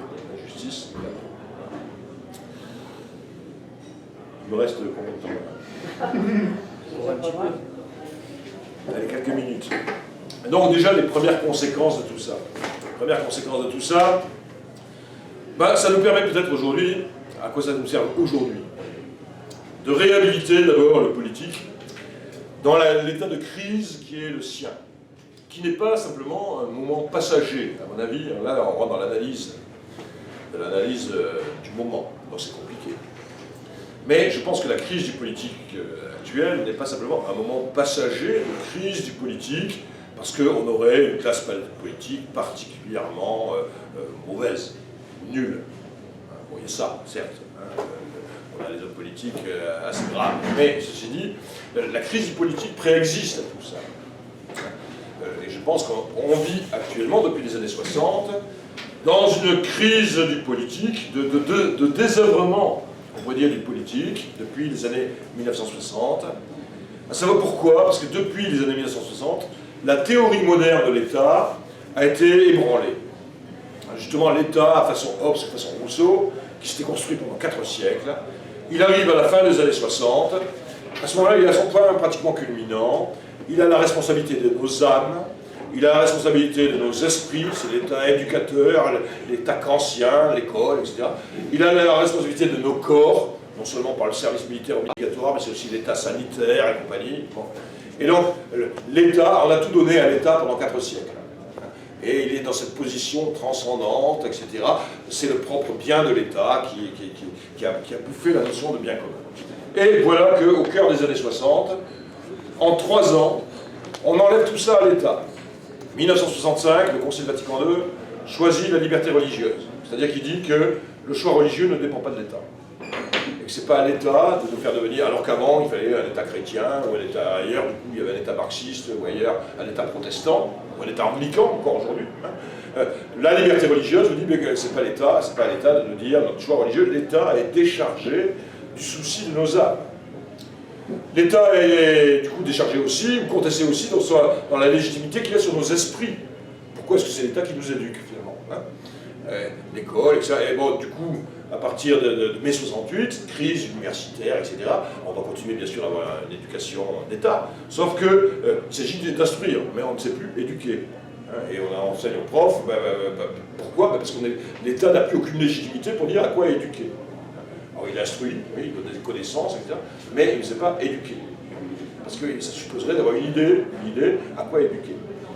En même temps, c'est toutes les revendications en 68, post-68, autour du corps. Mon corps m'appartient, donc contestation de l'armée, contestation des biopolitiques, du discours nataliste, toutes les revendications autour de la contraception, de l'avortement, du féminisme, etc.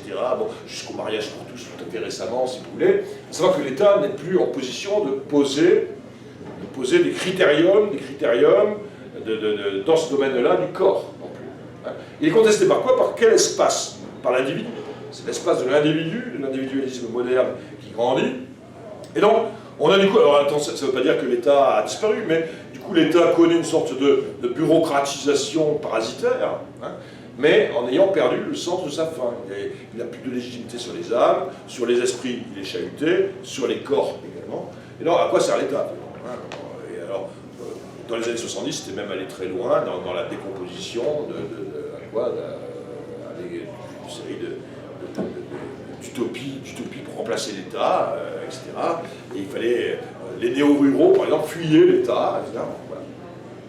Donc crise de l'État, d'abord de la légitimité de l'État, face au pôle de l'individu, qui dans les années 60, pour toute une série de raisons, s'est beaucoup grandi. Et l'État, du coup, est désacralisé, l'État a été déthéologisé.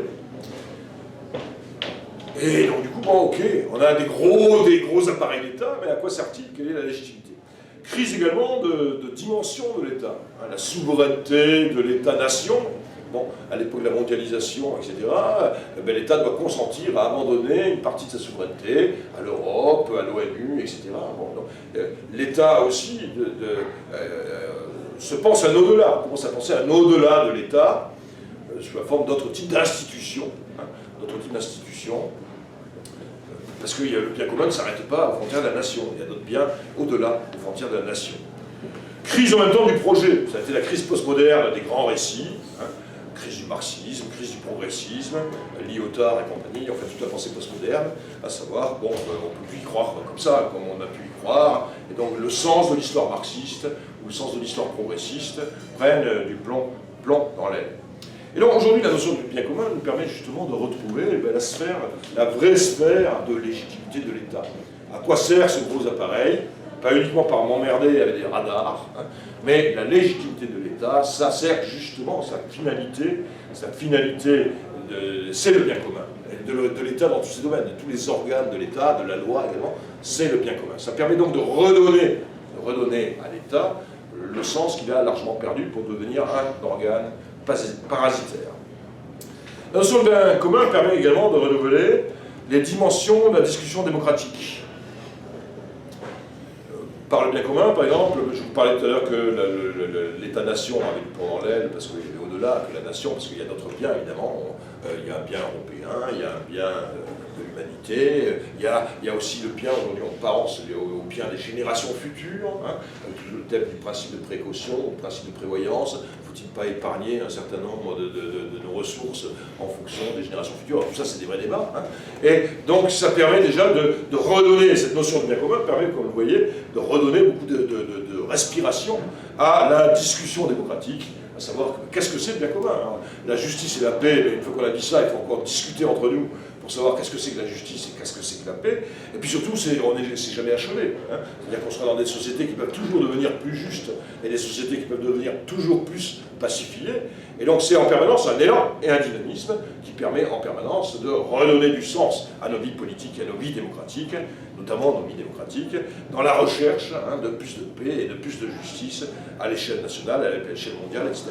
Ça permet également, le bien commun, de penser toute une technique pluraliste. Hein, à savoir que Thomas d'Aquin, il y a d'autres héritages, à penser Thomas d'Aquin, notamment la notion de subsidiarité. À partir du le bien commun, c'est le bien des individus, il est évident que le bien des individus, c'est eux-mêmes qui connaissent le mieux. Hein.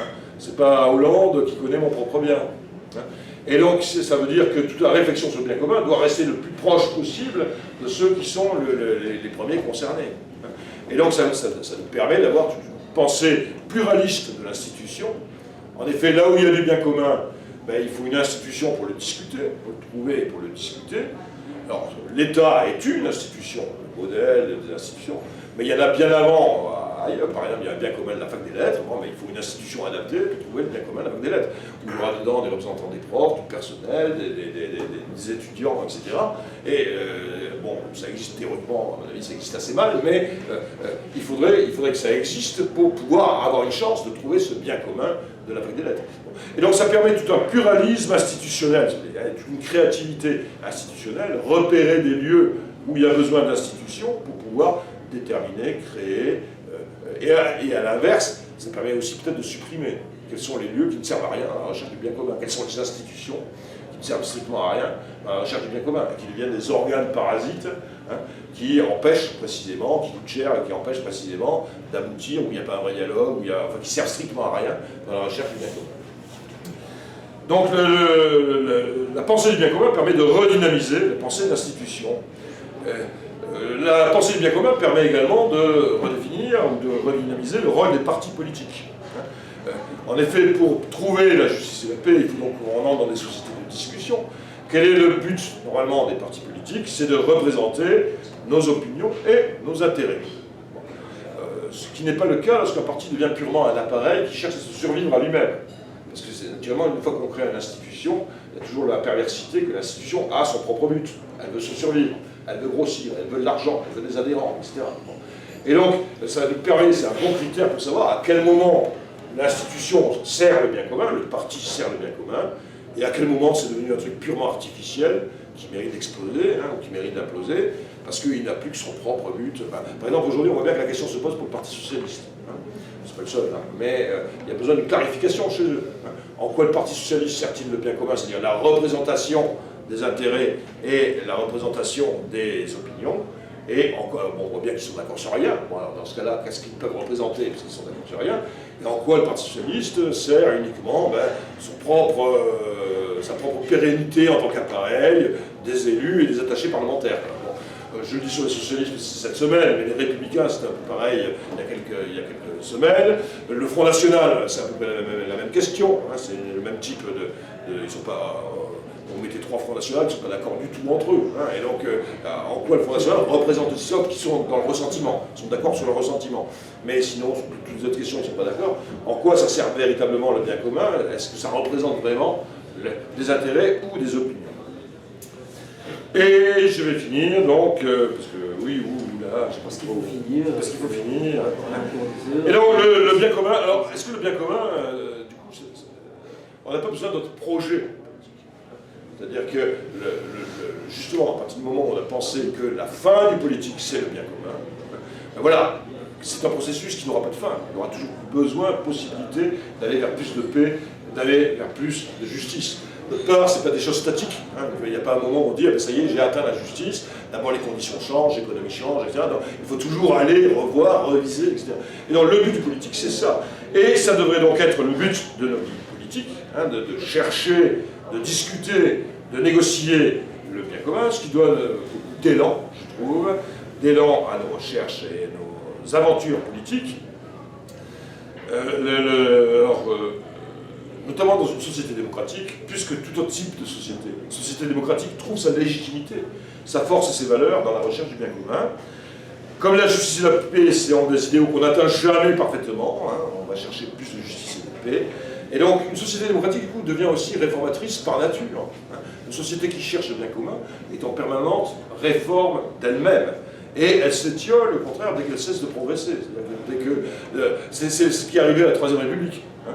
Les mecs de la Troisième République, en 1920, ils se sont dit « Ah, ça y est, on a fait la laïcité, on a fait l'impôt sur le revenu, bon, notre tâche historique est terminée. » Et donc jusqu'alors, la Troisième République était progressiste, elle est devenue conservatrice réactionnaire, et elle s'est immobilisée jusqu'à finalement être emportée en 1940. Et donc ça permet aussi de vérifier l'état de nos sociétés démocratiques. Dans quelle mesure, en permanence, remettent-elles le travail sur le métier et continuent-elles donc à rechercher, à progresser, et puis dans quelle mesure deviennent-elles des sociétés purement conservatrices. Et quand je dis conservatrice, ce n'est pas les partis conservateurs. Hein. Un parti de gauche, d'extrême gauche, peut être tout à fait conservateur aussi. Un syndicat peut être tout à fait conservateur aussi. C'est au contraire le critère qui permet à quel moment une société, un régime, un parti, devient purement conservateur de ce qui a été fait, ou à quel moment, au contraire, il garde du ressort, il conserve du ressort pour produire le bien commun. Et enfin, cet élan, qui est donc un élan collectif, ça permet aussi de retrouver la nature du vrai lien social, d'après Aristote. Et le lien social d'après Aristote, c'est quoi? C'est l'amitié. En effet, la recherche du bien commun, eh ben, forcément, nous met en place des gens différents, avec des intérêts différents, etc. Mais nous force, à partir du moment où c'est un dialogue, une recherche en commune, nous force à faire ça dans l'amitié. Il y a une amitié qui se crée. Donc le lien social, c'est l'amitié. Et à partir du moment où, vous voyez, où il y a de l'élan et de la dynamique, on retrouve, comme on cherche, on retrouve à la fin l'amitié du lien social. Merci.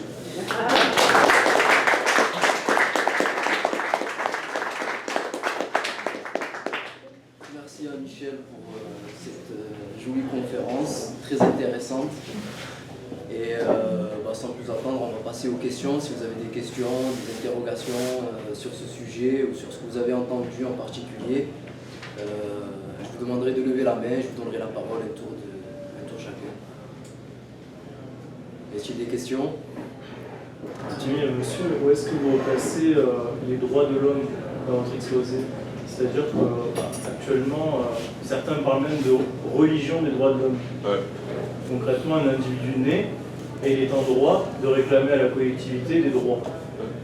Donc c'est une forme d'asservissement de la collectivité à l'individu, sans qu'il y ait réciproquement, je ne sais pas, des devoirs de l'homme par exemple. Bon, après, disons, il y a les droits de l'homme en tant que tel, il ne s'agit pas de jeter, ils ont quand même un rôle important, etc. Et puis après, il y a en effet la religion des droits de l'homme, ou le fait après qu'on va mettre dans les droits de l'homme des choses interminables, etc. Bon, et donc, je pense déjà que les droits de l'homme, ça nous ramène au droit. Bon, et donc, la finalité du droit, c'est aussi le bien commun. Hein. Et donc, les droits de l'homme apparaissent comme une... Alors, après, dans les droits de l'homme, pendant très longtemps, on a vécu uniquement sur des droits purement formels et abstraits. Hein. Et justement, avec la Seconde Guerre mondiale, et donc Marx disait, mais ce n'est pas les droits de l'homme, en réalité, c'est le droit du propriétaire. Hein. Dans la Déclaration des droits de l'homme, la seule chose de sacré, c'est la propriété, celle de 89. Donc Marx n'avait pas tort de dire, c'est le droit du bourgeois. Ça se présente comme les droits de l'homme, mais piège à con, c'est le droit du bourgeois. Alors ça a été corrigé justement après la Seconde Guerre mondiale, dans la Déclaration universelle des droits de l'homme. Où là, on a essayé de traduire le discours des droits de l'homme, justement purement abstrait et théorique, en des droits de l'homme, on pourrait dire des droits collectifs de l'homme. On a fait une place non plus aux droits individuels, mais aux droits collectifs de l'homme. Donc si on prend cette déclaration universelle, celle de 1789, elle m'intéresse historiquement, mais elle n'est pas bonne de mon point de vue. Celle qui m'intéresse, c'est celle de 1948, qui donc, articule des droits abstraits de l'homme et puis avec des droits collectifs de l'homme. Ben, ça reste à mon avis un bon... il ne faut pas en faire une obsession ni religion, mais ça reste à mon avis un bon élément de repérage par rapport au bien commun. Justement, c'est inspiré de cette notion de bien commun, et ça permet de définir un peu la sphère de l'individu, et puis en même temps la sphère de la personne. Par exemple, dire que l'homme a le droit à l'éducation, ben c'est justement, le bien commun, il est là. C'est-à-dire que la société doit, pourquoi? Parce que j'ai besoin d'éducation pour devenir une personne, pour m'épanouir, etc. Et donc la pensée des droits de l'homme, je ne la jetterai pas, j'irai pas dans les excès qui ont pu être ceux des années 80, etc. Maritain était un penseur des droits de l'homme. Il est un des auteurs de la déclaration. Pendant la guerre à New York, il y a toute une réflexion sur les droits de l'homme. Et ce qui est intéressant, c'est que les thomistes ont travaillé avec les proudhoniens, c'était Maritain et Gurvitch, qui était un sociologue disciple de Proudhon, pour justement définir la notion des droits sociaux. Et donc c'était, si tu veux, une sorte de... C'est quoi la déclaration des droits de l'homme? C'est une sorte de critère de repérage pour une société. Bon. Et donc où est-ce qu'on en est pour rappeler justement le bien commun. Voilà. Et donc il ne s'agit pas du tout de jeter, mais par contre, c'est pas le critère premier, c'est savoir qu'on ne fait pas une politique des droits de l'homme, on fait une politique du bien commun. Bon, là je l'évite. Vous avez parlé de la crise du politique comme étant quelque chose d'assez unique et non pas cyclique, donc par rapport à ces dernières années. Je me pose actuellement la question de la crise de l'élite. Est-ce que la crise de l'élite, il faut la traduire de la même manière, c'est-à-dire comme quelque chose d'unique, ou justement plutôt comme quelque chose de cyclique, qui est récurrent dans l'histoire? Est-ce que là, ça se traduit de la même manière, comme une perte du bien commun? Alors, crise du politique et crise du personnel, c'est ça? Oui, enfin oui, du personnel politique, mais pas que ça, de l'élite en général, intellectuelle, politique... Les deux, il y a forcément des causes différentes pour les uns et pour les autres. Bon. Mais ceci dit, la question c'est plutôt de savoir qu'est-ce que c'est qui est le plus profond. Et donc, à mon avis, la cause de la crise de nos sociétés, de l'État, par exemple, n'est pas qu'on n'est que des énarques, par exemple. L'État a rendu des services, on l'a créé pour la libération pour ça, et on a besoin... parce que j'ai dit que la politique c'était une morale, une branche de la morale, la politique c'est aussi une branche de l'art, avec Machiavel, mais la politique c'est aussi une branche de la science. Notamment lorsqu'on veut s'interroger sur les finalités, il y a besoin de science en politique, et donc c'est normal qu'on forme des techniciens au point de vue du politique. C'est pas tout le monde qui peut... Alors justement, je regrette un peu la mort de la pensée planificatrice, mais on a évidemment besoin de gens qui ont des idées démographiques, des idées sur la production, etc., pour arriver à planifier. François, toi c'est un peu ton job pour les pays d'Afrique, il y a besoin forcément de science. Et donc ça ne me choque pas qu'on ait... Alors le problème c'est qu'après, quand on a des élites politiques formées incomplètement, ou qui n'ont pas de formation philosophique, c'est-à-dire qui vont surdéterminer leur technique, qui ne vont plus voir que leur seule technique. Alors, pour moi, donc on pourrait débattre bien sûr de comment aujourd'hui renouveler le personnel politique, c'est une vraie question, mais la question la plus fondamentale, c'est à quoi sert l'État, à quoi sert l'institution et l'État. Et tant qu'on vit à l'aveuglette complet avec l'idée, finalement, c'est des appareils qui se survivent, qui ont leur propre logique, qui ont leurs propres privilèges, on ne peut pas vraiment progresser. Et donc, et ça, je pense que la crise de l'État, elle est profonde, parce qu'on vit sans théorie politique. Celle qu'on avait, que ce soit façon Hobbes ou façon Rousseau, elle s'est effondrée dans l'expérience du XXe siècle, sans être vraiment remplacée par une autre théorie politique de à quoi devrait servir l'État. Je ne sais pas si ça, je te réponds. Mais les deux se conjuguent, mais pas... Voilà. De fait, l'élite est... On s'est aggravé après sur les pays. En France, on a une conception corrézienne de la politique. La Corrèze, qui nous a déjà fourni Chirac puis Hollande.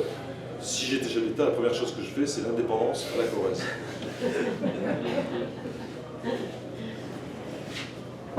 Une autre question? Alors, je ne sais pas si ça va être très... Que penses-tu d'un homme politique récent qui propose que le peuple, quand il y a des lois qui seront votées, des éléments du peuple, je ne sais pas comment ils seront désignés, pourront bloquer, si par exemple, admettons le mariage pour tous, il y a 400 000 personnes qui sont contre une loi, on abandonne la loi. Bon, je ne sais pas si je vois ce que je veux dire. Oui, si, je vois ce que tu veux dire. Alors, oui, j'ai pas vu de près la proposition. Socialo, là. C'était, je crois que c'était à Bon. Non, c'est Montebourg. Montebourg, c'est-à-dire des minorités de blocage. Oui, minorités de blocage. Est-ce que ça serait pas intéressant? J'ai vu aussi qu'il y en a un qui veut faire choisir les sénateurs au hasard. C'est ça, il y en a un qui a proposé ça. On choisit complètement au hasard les sénateurs. Bon, Ça me paraît un peu gadget, on va dire.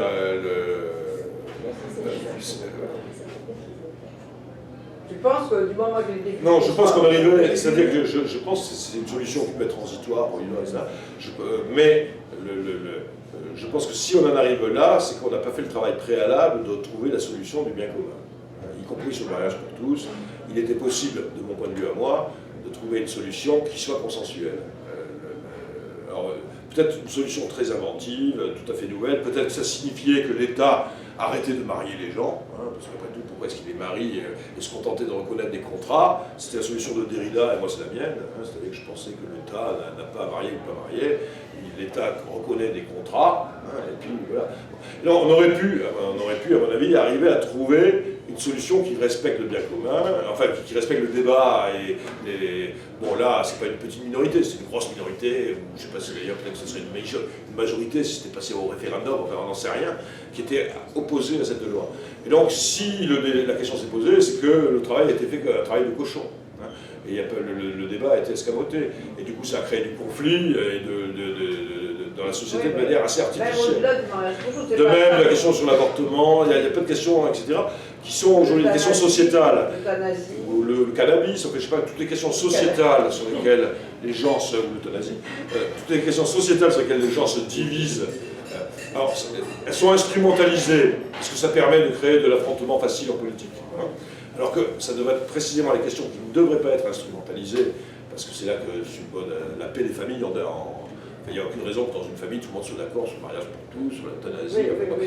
La paix des familles en dépend, vous voyez. Donc c'est justement ces questions-là qui ne devraient pas être instrumentalisées, et je pense que si elles le sont, c'est que l'État n'a pas fait correctement son boulot, continue à ne pas le faire correctement, qui est d'arriver justement à trouver la solution de consensus où on peut dire, ben voilà, ça c'est le bien commun.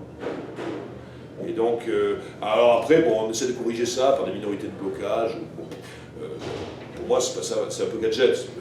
Ce qui serait plus important, c'est que la question a été assez fouillée pour arriver à trouver la solution de consensus. Et j'ai une autre question, Thierry. Est-ce que tu penses que si le stade de la nation est dépassé dans les années à venir, est-ce que tu penses qu'on va en arriver comme dans des pays, comme la Belgique ou la Hollande, à finalement des communautés qui définiraient chacune le bien commun et qui après proposeraient cette vision en fait, à la société? Est-ce que tu penses que le communautarisme, ça peut être... Ouais. Alors bon, d'abord, je ne pense pas que le stade de la nation, pour les vraies nations, je ne parle pas des nations qui servent à rien comme les Belges ou les Hollandais, mais pour les vraies nations, je ne pense pas que le stade de la nation soit dépassable. Le problème, c'est de ne pas coincer nation et État. C'est-à-dire que je pense qu'on a des États-nations, qui est un au-delà de l'État-nation et qui a besoin d'institutions européennes, etc., évidemment. Mais par contre, qu'on puisse créer aussi facilement que ça un État fédéral européen, ça, je ne crois pas du tout que ce sera. On le voit bien d'ailleurs, ça explose, les Anglais, les machins, les trucs. En tout cas, ça ne sera pas d'un monde vivant. Il y aura un État fédéral. Et donc, ce qui fait que si on veut aujourd'hui penser l'Europe, je ne sais pas si par exemple la notion d'État fédéral est la plus appropriée. Ça fait peur aux gens, mais ce n'est pas la plus appropriée. Bon, donc, il y a ce premier truc, donc la nation, là où elles existent, les nations ne me paraissent pas appelées à devoir disparaître. Et pour une raison simple, il y a des raisons culturelles, il y a des raisons historiques, etc. Mais il y a aussi des raisons qui tiennent au bien commun. À savoir que, bon, pourquoi une des raisons de la crise européenne, etc., ça devient ce que De Gaulle disait, le machin. Il en parlait pour l'ONU. Bon, mais l'Europe, c'est pareil, c'est le machin. À savoir que bon, c'est des gens qu'on ne contrôle pas, qu'on ne sait pas pourquoi ils sont élus, qui font des lois qui vous empêchent de pêcher le hareng, etc. Et donc c'est ressenti par les gens comme beaucoup trop loin de leur bien particulier. Et donc, c'est pour ça que Donc ça, c'est la première partie de la question. La deuxième partie de la question, est-ce que le communautarisme... Alors, je pense que d'abord, c'est une solution différente selon les pays. Il y a des pays qui ont une culture communautariste, les États-Unis maintenant. La France est un des pays les plus rétifs au communautarisme. Parce qu'on s'est construit comme ça depuis Louis XIV, Jacobin, etc. Ceci dit, attention, le communautarisme a toujours existé d'une certaine manière. Dans la civilisation rurale, je veux dire, il n'y a qu'à relire La guerre des moutons, les habitants je ne me rappelle plus le nom du patelin de la guerre des boutons, enfin c'est bien une vraie communauté face à la communauté en face, hein, y compris du communautarisme religieux. Si tu montes vers les Cévennes et vers le Vigan, ben, le village catholique et le village protestant, ils ne se mariaient pas entre eux, ils se frappaient dessus, ils frappaient à la foire du village, etc. Et donc aujourd'hui, ça veut dire qu'on n'est plus dans cette civilisation rurale, mais il est normal que dans nos sociétés urbaines, etc., en plus où l'individu est plus fort et en plus où il y a la mondialisation, et donc il y a plus de choix et plus d'offres, il est normal qu'il y ait de l'offre communautaire, enfin par exemple, qu'il y ait plus de communautarisme religieux dans nos sociétés actuelles, même dans un pays comme la France. Je ne pense pas qu'on y échappera. On le veuille pas, on n'y échappera pas. C'est-à-dire que les gens se regroupent en fonction de leurs affinités. En ville, c'est l'anonymat, ils vont forcément chercher ceux avec qui ils sont copains, d'accord, avec qui ils partagent autre chose ensemble, etc. Alors, par contre, est-ce que politiquement, est-ce que ça doit nous faire renoncer à la tradition jacobine, etc. Ça, c'est une autre question. Hein. Mais je pense qu'en tout cas, il y aura des formes plus communautaristes. Enfin, il y a déjà des formes plus communautaristes, y compris dans un pays rétif comme la France. Voilà. Alors, est-ce que ça signifierait qu'il faudrait aller jusqu'au bout? Par exemple, il y a des Anglais ou des Québécois ou des Américains qui disent « Ah ben voilà, il n'y a qu'à reconnaître un droit particulier pour les musulmans de Grande-Bretagne et où ils pourraient appliquer entre eux la charia. » Ça, c'est complètement contraire à la pensée française. Et donc ça, j'espère qu'on n'y arrivera pas. Je me vois mal. Je comprends très bien qu'il y a des formes de vie communautaire, mais je ne me vois pas du tout vivre dans un pays avec plusieurs droits particuliers. C'est ce qu'a cassé Napoléon avec les Juifs, hein, en organisant de force un Sanhédrin des Juifs, en disant, ben voilà, vous devez renoncer à votre justice de communauté pour passer à la justice de tous. Et donc j'espère, pour moi, c'est un point positif dans l'expérience française. Pour ça, j'espère qu'on n'arrivera pas à avoir des droits partagés, ou des droits communautaires, ou à des sociétés complètement juxtaposées comme le Liban. Hein, bon, qui sont intéressantes, qui vivent, enfin, mais où il n'y a pas de commun, je trouve. C'est-à-dire que chaque communauté, quand on est dans son quartier, c'est parfait, mais par contre, il n'y a pas de voirie, ni de route carrossable, ni de code de la route d'ailleurs, pour aller de l'un à l'autre. Voilà. Donc je pense que quand même, tout n'est pas à jeter dans l'expérience française.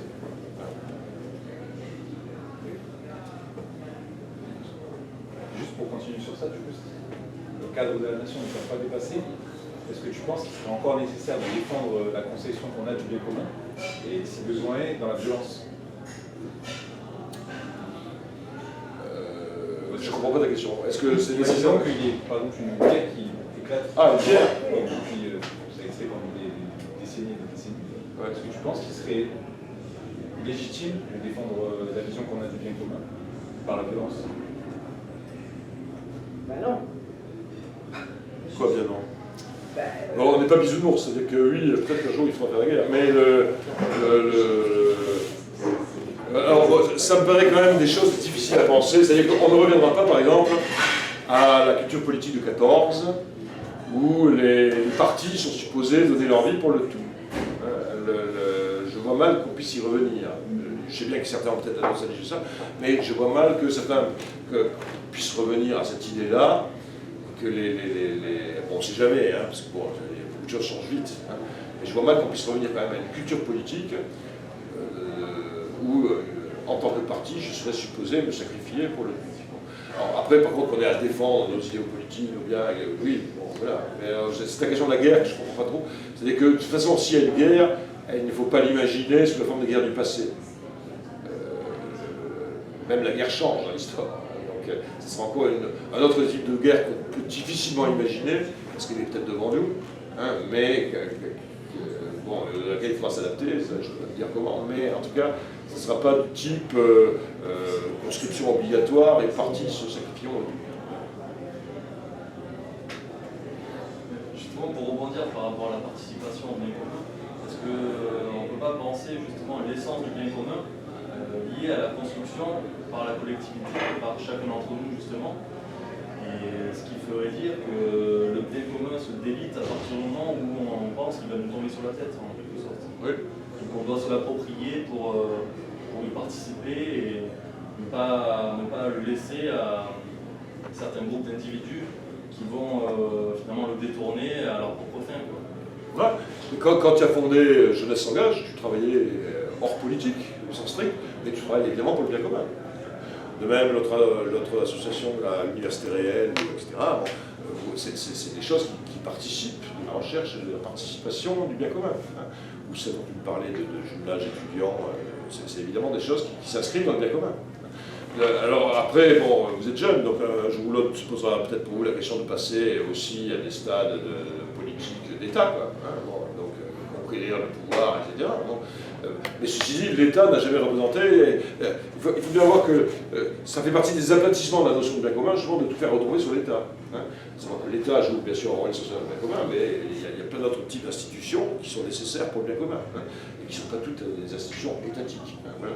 Et donc, c'est pour ça qu'en effet, le bien commun, c'est justement l'élan qui fait qu'on cherche la justice, qu'on cherche la paix, etc. Il n'y a pas que l'État qui peut contribuer à ça. Et donc tout type d'organisation recherchant fait partie de l'activité de bien commun. Je ne sais pas si ça répond à ta question. Et jeunesse s'engage, tout à fait. C'est un processus, quoi. Oui, mais alors, une vision. c'est ce que j'essaie de montrer. C'est pour ça que je disais attention, le bien commun, c'est pas un truc réifié. C'est pas une liste, l'eau, le patrimoine, le château de Versailles, je sais pas quoi. Non. Hein. Le bien commun, c'est justement en permanence un processus à trouver, de la paix, de la justice, à créer, de l'amitié, et finalement de l'amitié et des liens sociaux entre nous. Voilà. Et donc, ce que tu fais s'inscrit tout à fait dans le bien commun.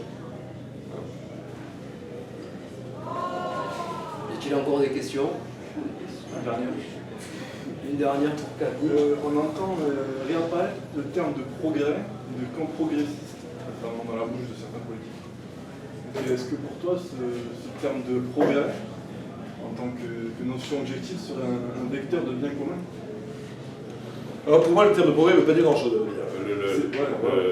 À savoir, bon, pour moi, je crois qu'il y a des progrès dans l'histoire. Et puis exactement, je crois que l'histoire est ambivalente. Et puis bon, je le crois en tant que croyant, mais je le crois aussi en tant qu'historien. C'est-à-dire que tout ce qui, l'histoire avance, certes, mais l'histoire avance de manière ambivalente, aussi bien dans la ligne du bien que dans la ligne du mal. Hein. C'est-à-dire qu'on ne va pas tout d'un coup du mal au bien. Bon. Et donc, en permanence, donc bien sûr, il y a des éléments de progrès, etc. Bon. Alors, par contre, le progrès est souvent utilisé de manière un peu coloniale. Hein. À savoir que nous, bons blancs, on va vous expliquer qu'est-ce que c'est qu'être progressiste. Hein. Ou nous, bons laïcs, on va expliquer aux malheureux salafistes en quoi c'est un homme du Moyen-Âge, etc. Bon. Et donc, dans ce cas-là, le progrès devient un peu un piège à con. C'est-à-dire, s'il est servi de cette manière coloniale, comme quoi le progrès c'est nous, et puis toi, par contre, c'est le Moyen-Âge, bon, ce qui est assez souvent dans le discours, et ce qui est notamment le propre, la caractéristique du discours un peu progressiste hautain et arrogant. Hein. Ben voilà, le progrès c'est ça, et tout le reste c'est... dans ce cas-là, c'est une idéologie, et comme toutes les idéologies, ça mène à la poubelle. Voilà. Donc quand c'est Caroline Fourest qui parle du progrès, poubelle, hein, et bon, après, ça n'empêche pas qu'il y a de l'évolution dans l'histoire. Bah, je trouve que c'est pour quitter le sémantique socialiste. Le camp progressiste. Mais le progrès, ça... Oui, ça ne veut pas dire grand-chose. C'est des mots totems pour... Comme l'antisystème. Hein? Comme l'antisystème. Ouais. Donc, moi j'ai tendance à me méfier de... Quand quelqu'un me parle de progrès, je me dis, non, qui cherche à baisser quoi. Donc, ça fait partie des mots un peu piège à con, quoi. Voilà. Facile. Bon, ça n'empêche pas après qu'il y a des choses qui vont vers le progrès, puis il y a des choses qui vont vers la réaction. Et justement, le progrès, ça serait comme une ligne droite sans fin, justement. Oui, mais ça n'existe pas, ça. Ça n'a jamais été ça. Ça n'a jamais été ça. C'est-à-dire que le progrès n'a jamais été une ligne droite merveilleuse, un chemin pavé. C'est pas ça. Donc, voilà. La notion de progrès, son origine, c'est le XVIIIe siècle. Hein. C'est Voltaire et Condorcet qui ont laïcisé la Providence. Hein. Jusqu'alors, c'était Dieu qui était le moteur de l'histoire. Et puis arrive le tremblement de terre à Lisbonne, ou un vendredi saint, ou un jour là, tout ça, je ne me rappelle plus. Enfin, toute la population de Lisbonne était écrabouillée sous le tremblement de terre. Et donc, Voltaire et Condorcet et quelques autres ont dit, ben voilà, non, c'est pas possible que Dieu ait été le moteur de l'histoire, donc on va écarter Dieu. Et à la place, comme ils ont gardé le même mouvement. Il y a quand même l'idée que, mais ça devient non plus une providence transcendante, mais un progrès immanent. Condorcet te dit, c'est par l'éducation, les lumières, etc. Plus l'homme serait cultivé, plus il serait bon. Depuis, ça a quand même été démenti. Si vous avez plus d'autres questions, je vous ai invité à passer à côté. On peut continuer à discuter un peu à côté ou dehors en fumant une cigarette et en buvant un café ou autre chose pour ceux qui le désirent. Merci à tous en tout cas d'être venus. Merci.